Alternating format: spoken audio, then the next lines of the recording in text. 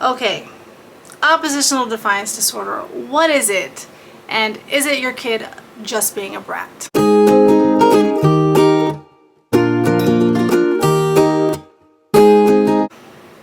These are some of the questions that I had. So I recently just had all of my kids tested.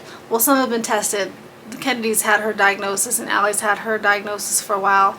Parker's had his since September. But I especially want to talk about the ODD, Oppositional Defiance Disorder, because 3 of my kiddos have been diagnosed with it. And all of my kids, every single one of them, including me and my husband, have been diagnosed with ADHD as well. But 3 of my kids have the ODD on paper, documented, coupled with ADHD. So what is it? When the doctor came back and I found out 2 more of my kids had it, I was like, hold on. How is this just not my kids being brats? Not just being rebellious and just not listening? He told me the difference is because it starts affecting other things in life. These kiddos have a really hard time regulating their frustration, their emotions. They don't know how to turn it off. And when it's coupled with ADHD and impulse control issues, you're looking at a storm brewing. Like, it can be disastrous if you don't get the right treatment and the right tools to help your child in life. So he said it's not just your kids are being a brat and they're just being normal teenagers even, and being rebellious or rolling their eyes, or maybe they get grounded once in a while. It's much deeper than that. So it requires a medical diagnosis for one. Symptoms generally begin before a child is 8 years old. They include irritable mood, argumentative, defiant behavior, aggression, vindictiveness that lasts more than 6 months, and cause significant problems at home or at school. A lot of the times it is coupled with attention deficit hyperactive disorder. So, how do they get it? Why do they get it?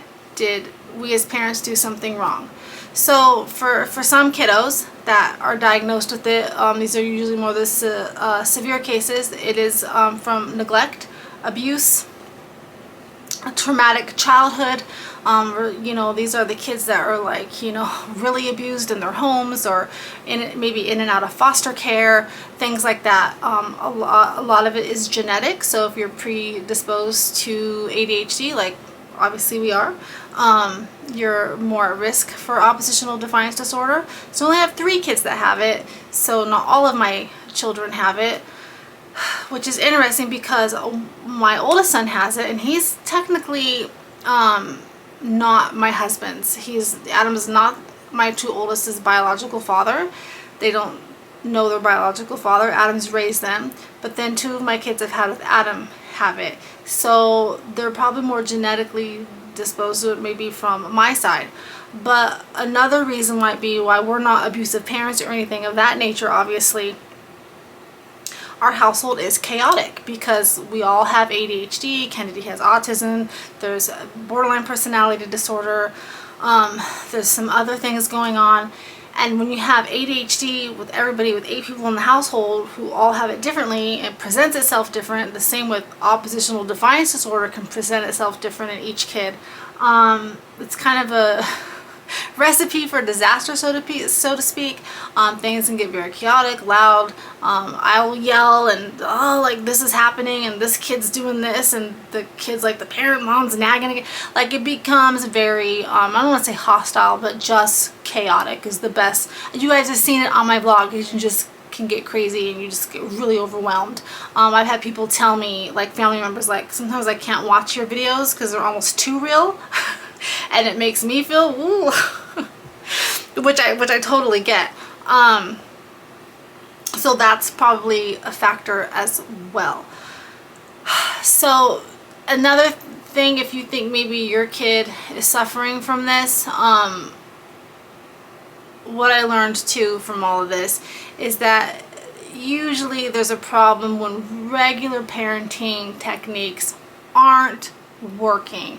And what I mean by that is, I don't know how many times we have been down the road of taking things away, grounding them, timeouts, all of that stuff doesn't work. I'll have people tell me, don't back down, follow through, just don't let them act that way, show them who's in charge. Does not work with these types of kids. It just doesn't. So, and I wish I would have known that, because I think it would have saved a lot of drama, a lot of headaches, a lot of tears. So what the doctor has suggested for our family is parenting classes, not because we're bad parents, but so that we can learn the tools and techniques that we will need to better help our children when things happen. So like I said, it looks different from each kid. So we have one kid that was a little bit more severe because it was presenting itself at school and at home. One of the kids was just presenting itself at home, and then one of the other kiddos, it was presenting itself, it was more within, like an internal struggle within themselves, and more at home, but it's now starting to surface a bit at school as well.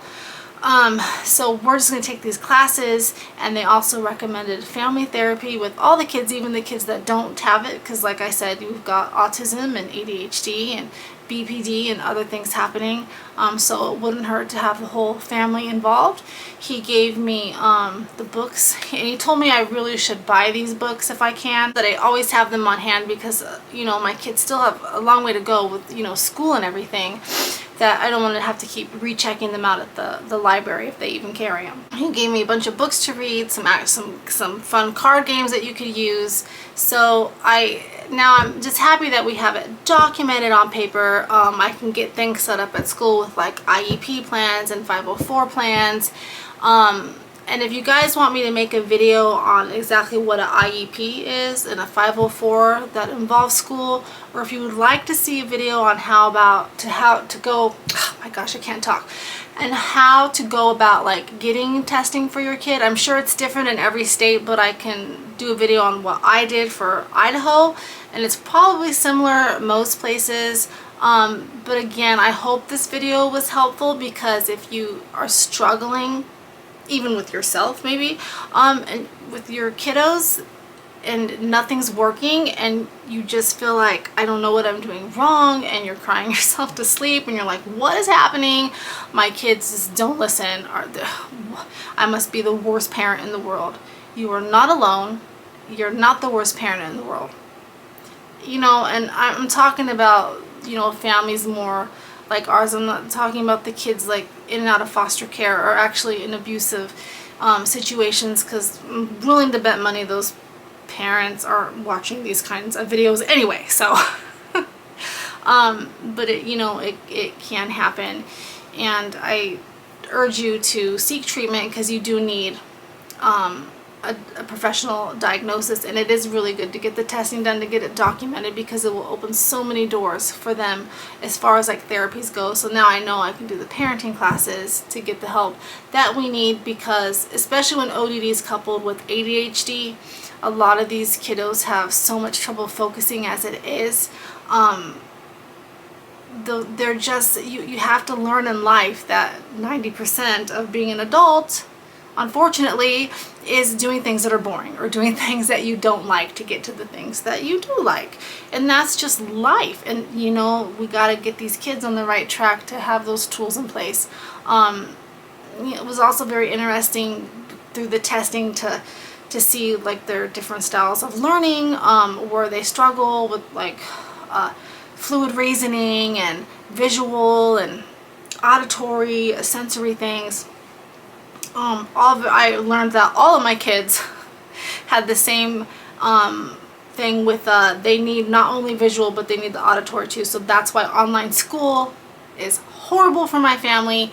That's why COVID was so hard for them. They did not do well online, because they need the not just a teacher on Zoom. They need like in person. That's why like telehealth, like when they had Zoom appointments with counselors, it didn't work, because their brains don't work that way. And that's why homeschooling also didn't work for my family, because we all had, when I didn't know at the time, ADHD and different things going on, and it was just too much chaos. So don't beat yourself up like I did. So I hope I'm doing you a favor and saving you some heartache, because I have beat myself up so many times that I'm just a bad mom, that we didn't follow through. And no, it's a real disorder. It doesn't mean your kid's a brat. It means their brains are wired differently, and they just need a little bit of extra help learning how to regulate those emotions. And sometimes it can look like autism, because I was like 100% sure another one of my kids was on the spectrum. Turns out they weren't. It was this, because they can look very, very similar. So I hope this was helpful. Leave me a comment if you would like more discussion on this, or like I said, about the testing, or even about borderline personality disorder or autism, any of those things, and maybe what to do about those issues as well. Let me know, because I don't want to make this video too long if nobody wants to hear about those topics. Okay, chicken tendies, I love you guys. Because I got these in place too, I now have my kids open the doors for, they're going to have occupational therapy and speech therapy, just like Kennedy gets, and that's going to be very helpful, and they'll get stuff in place at school to help them as well. So I wanted to say real quick too that one of my kids got this diagnosis back in September, and we got the IEP in place at school and the right medication, and like a different kid. Like, he went from hating school and failing everything to straight A's. So huge difference. Alright guys, I love you guys. I'm going to link my email in the description box. My daughter Allison is graduating tomorrow. Tomorrow's her last day of high school ever. She goes to an alternative school, so it's not your traditional June graduation. So if you guys would like our address to maybe send her a card to congratulate her, I think she would really like that. She finished early, she finished with straight A's, and she's going to be starting college really soon, and she wants to be a high school English teacher at a school like she's gone to help other kids, and I think that is so awesome. So okay, now I'm gonna go. Chicken tendies. Bye guys.